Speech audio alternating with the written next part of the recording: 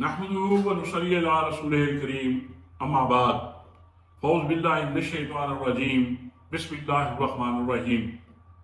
मोअज़्ज़िज़ नाज़रीन, अस्सलामु अलैकुम व रहमतुल्लाहि व बरकातुहू। मैं हूं मियां मोहम्मद अकरम आपकी खिदमत में हाजिर।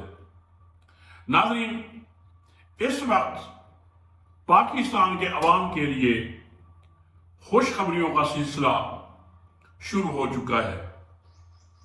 अब शायद मेरी इस बात से इत्तफाक ना करें और इसका इस्तेहज़ा भी करें कि ज़हनी तौर पे जो पाकिस्तान के हालात हैं इनमें खुशखबरी ये तो बिल्कुल अनका होकर रह गई है।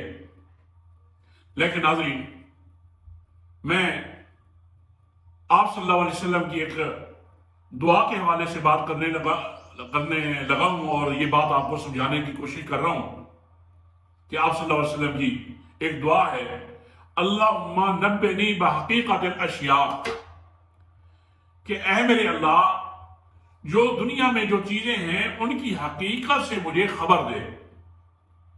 तो इन दुआओं को अगर थोड़ा सा हम समझने लगे तो फिर दुनिया की हकीकत हमें बड़ी आसानी के साथ समझ आने लगती है। तो इसका मतलब ये हुआ कि जो ज़ाहिरी तौर पे जो चीजें हमें दिख रही होती हैं, जो दिखाई दे रही होती हैं, इनकी हकीकत कुछ और होती है। यानी कि जो ज़ाहिरी शक्ल होती है वो उसकी जो एक हकीकत है वो उसके पीछे पनाह होती है। तो नाज़रीन, जैसे ये अब खबर आपने सुनी कि 6 जजों ने जो खत लिखा है अपनी सुप्रीम जुडिशन को, उन्होंने लिखा है जो खत, ये मेरे ख्याल में आज के दिन की बहुत बड़ी खुशखबरी है। मैंने पिछले व्लॉग में भी जस्टिस सरदार इजाज इसहाक साहब के हवाले से जो उन्होंने इंटेलिजेंस या एस्टेब्लिशमेंट के हवाले से जो ये बात की थी कि हमारे सामने पेपर होता है और हमारे सरों के ऊपर बंदूक होती है, तो मैंने ये गुजारिश की थी कि ये ऐसे समझें बारिश का पहला खतरा है। उसके बाद आज इन 6 जजों ने जो खत लिखा है, ये मेरे ख्याल में, जैसे मैंने पहले गुजारिश की, कि बहुत बड़ी खुशखबरी है और ये सिलसिला आगे बढ़ेगा। वो सरदार इजाज इसहाक वाली बात, वो बारिश का पहला खतरा, अब ये बारिश, और इंशाअल्लाह आने वाले दिनों में ये बारिश तूफान बनकर ताकतवरों के ऊपर बरसेगी। याद रखिए कि इस वक्त उन खतूत के जरिए उन्होंने, उन जज साहबान ने, अल्लाह उनकी मजीद उनकी हिम्मत बढ़ाए, हमारी दुआएं उनके साथ हैं, उन्होंने कौम के लिए, अपने लिए एक बहुत बड़ी आवाज उठाई है। हम इस बात पे उनको खराज तहसीन भी पेश करते हैं कि इस वक्त जो हालात चल रहे हैं, इन हालात में जो उन्होंने ये कह दिया है कि हमारी ISI, हमारी इंटेलिजेंस हमें डरा धमकाकर हमसे फैसले करवाती चली आ रही है, तो ये बात क्लियर हो गई कि अब उन्होंने ऐसा कदम उठाया है इन जज साहबान ने कि अब जो तारीख के औराक पे एक गर्द पड़ी हुई थी, कायदे आजम से लेकर इमरान खान तक के जो मामलात हैं, वो इंशाअल्लाह उन्होंने जो इस जरिए जो गर्द हटाई है, ऐसे समझे कि इस गर्द पे जो फूंक मारी है, अनकरीब इंशाअल्लाह हालात ऐसे आएंगे कि इनकी अब वरगर्दानी भी होने लगेगी और इन ताकतवरों को इंशाअल्लाह जल्द अज जल्द इसका हिसाब भी देना पड़ेगा, इनका जवाब भी देना पड़ेगा कि कैद आजम के साथ क्या हुआ, लियाकत अली खान के साथ क्या हुआ, भुट्टो के साथ क्या हुआ, और अब इमरान खान तक कौन मुलव्विस है। इस बात से यह भी यकीन हो चुका कि आखिर हमारे यहां دہشت گردی کنٹرول میں نہیں آ رہی تو کیوں؟ جب بھی کوئی اس طرح کی کسی آفس پہ، کسی گھر پہ خدا نہ خواستہ کوئی اٹیک ہو جاتا ہے، حملہ ہو جاتا ہے، چوری ہو جاتی ہے، ڈاکہ پڑ جاتا ہے، تو اصول یہ ہوتا ہے کہ سب سے پہلے جو اس گھر کا یا اس ادارے کا چوکیدار ہے، سب سے پہلے انویسٹیگیشن وہیں سے شروع ہوتی ہے۔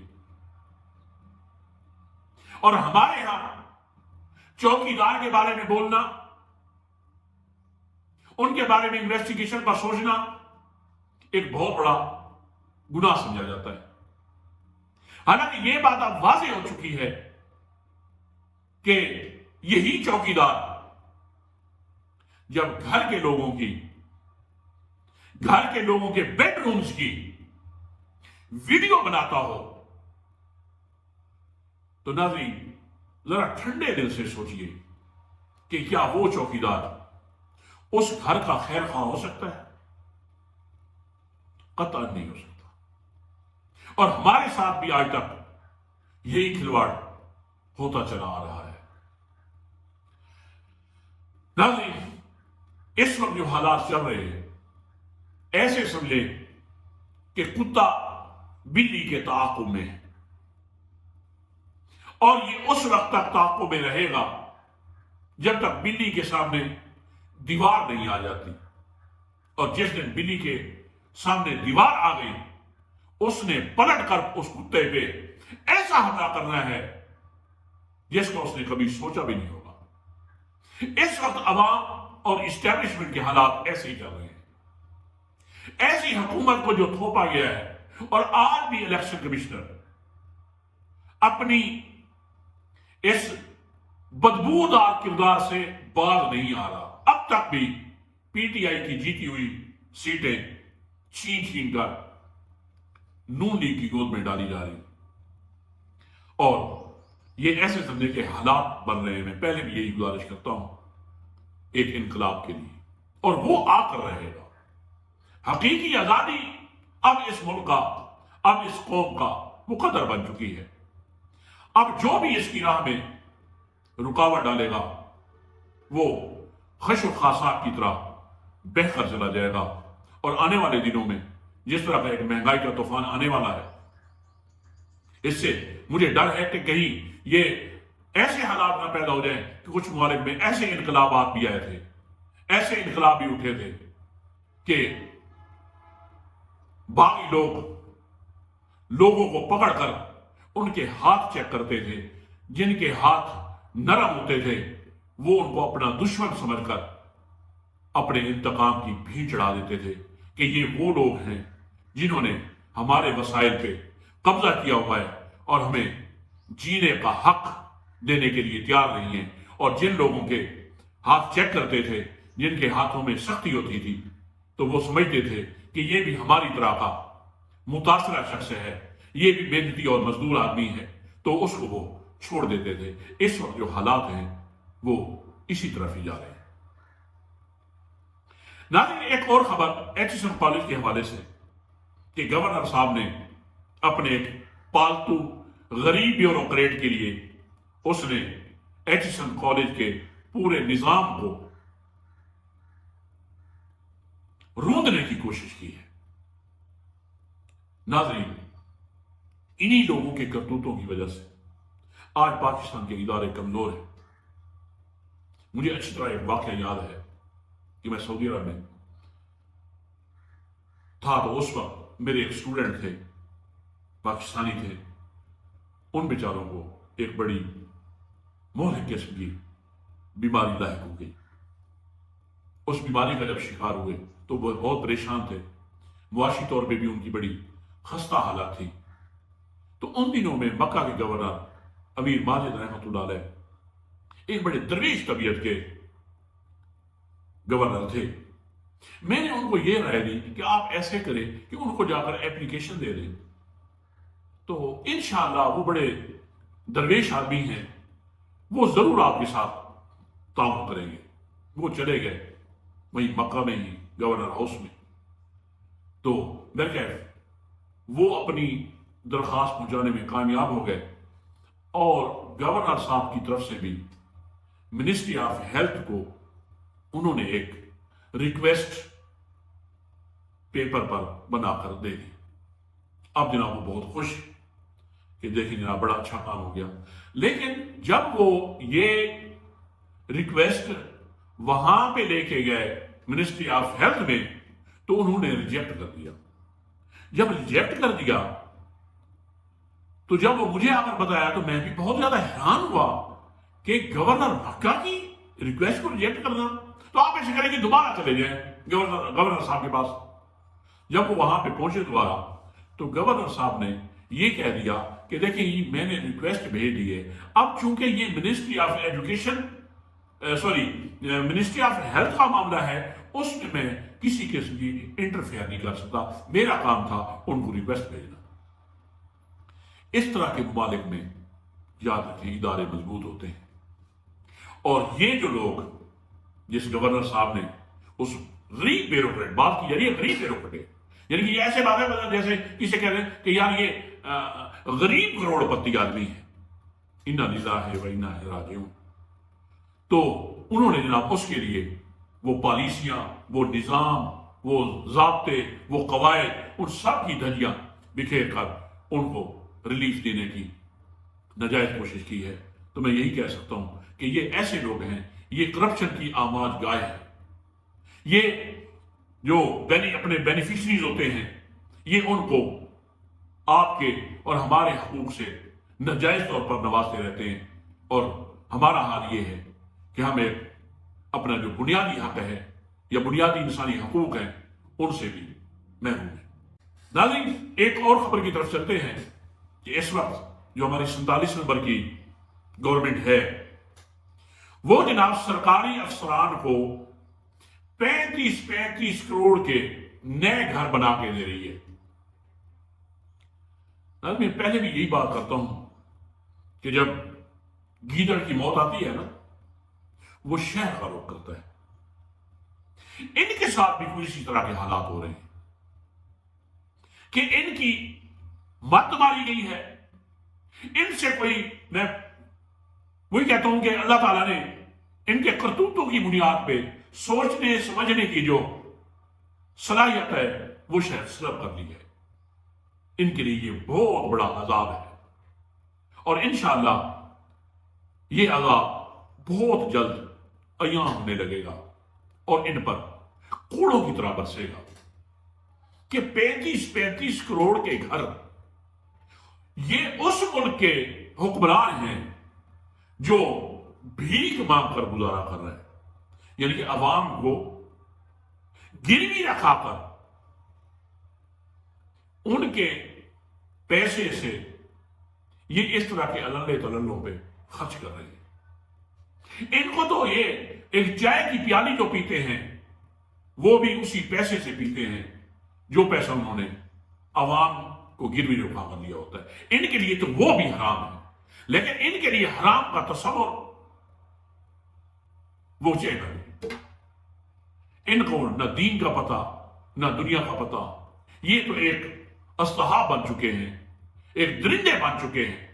درندے کو بھی جب خون لگا ہوا ہوتا ہے تو وہ اس کی فطرت بن جاتی ہے پھر اس کے بغیر اس کا گزارا نہیں ہوتا. لیکن ان کو عقل کے اندھوں کو یہ بھی پتہ نہیں ہے کہ عوام کے اندر جو انہوں نے 8 فروری کو آپ کو رسپونڈ کیا اب انشاءاللہ اس سے بھی بڑھ کر آپ کے ساتھ ہوگا جو آپ اپنے کرتوتوں سے باز نہیں آ رہے. ناظرین سینیٹر مشتاق احمد جو اسرائیل کے خلاف پروٹیسٹ کر رہے تھے غزہ کے لیے آواز اٹھا رہے تھے ان کی قیادت میں ایک دھرنا دیا گیا تھا. اس کے جرم میں یعنی کہ گورنمنٹ کی نظر میں یہ جرم ہے. ان کے اوپر ان کی بیوی کے اوپر 9 مقدمات بنا دیے گئے.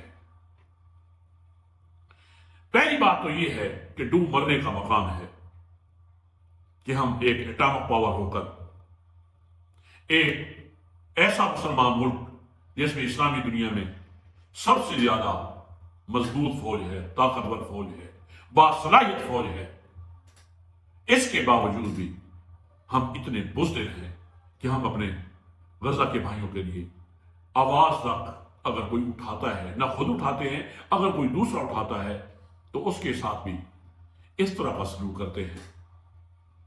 آج تک نہیں دیکھا کہ زرداری نے اسرائیل کے خلاف کوئی بات کی ہو، غزہ کے لیے بات کی ہو، نواز شریف ہو یا باقی کوئی ہو، سوائے 3 مذہبی جماعتیں جو ہیں، سیاسی مذہبی جماعتیں ہیں، انہوں نے ریلیاں نکالی تھی اور ان ریلیوں میں بھی الیکشن کا وقت قریب تھا۔ اس الیکشن کی میں تو یہ سمجھتا کہ وہ ایک کمپین چلا رہے تھے کہ ان ریلیوں میں بھی انہوں نے اپنے الیکشن سمبل وہ انہوں نے ڈسپلے کر رکھے تھے۔ باقی کے سارے غیرت سے میرے خیال میں ان لوگوں کو اللہ تعالیٰ نے محروم کر دی ہے، ان کا غیرت سے کوئی تعلق نہیں ہے، نہیں آواز اٹھاتے، نہ یہ انڈیا کے خلاف آواز اٹھا سکتے ہیں، نہ یہ اسرائیل کے خلاف آواز اٹھا سکتے ہیں، نہ یہ امریکہ کے خلاف آواز اٹھا سکتے ہیں۔ حالانکہ امریکہ اور یورپ کے جتنے بھی کنٹریز ہیں ان سب نے، بلکہ یہاں تک کہ یہودیوں نے بھی اسرائیل کے خلاف آواز اٹھائی ہے کہ یہ غزہ کے اوپر ظلم ہو رہا ہے اور ستم ہو رہا ہے۔ اور اب خبریں سامنے آ رہی ہیں کہ پچھلے دنوں محمد بن سلمان سعودی عرب کے شہزادے، ان کے بھائی آئے ہوئے تھے، تو وہ ایک پروگرام یہ لے کر آئے تھے کہ امریکہ اور سعودی عرب یہ چاہتا ہے کہ پاکستان کے اندر جو اسرائیل کے خلاف جو احتجاج پھیلنے لگا ہے اس کو روکا جائے، کیونکہ یہ وہ لوگ ہیں سب سے اگر دیکھا جائے تو بغیر کا مظاہرہ تو یہ عرب کر رہے ہیں کہ آج تک یہ مصر سے نہیں کہہ سکے کہ خدا کا یہ بارڈر کھولو تاکہ ہم بڑی آسانی کے ساتھ غزہ کے مسلمانوں کے لیے کم از کم امدادی سامان تو پہنچا سکیں۔ یہ روز قیامت اللہ کو کیا جواب دیں گے؟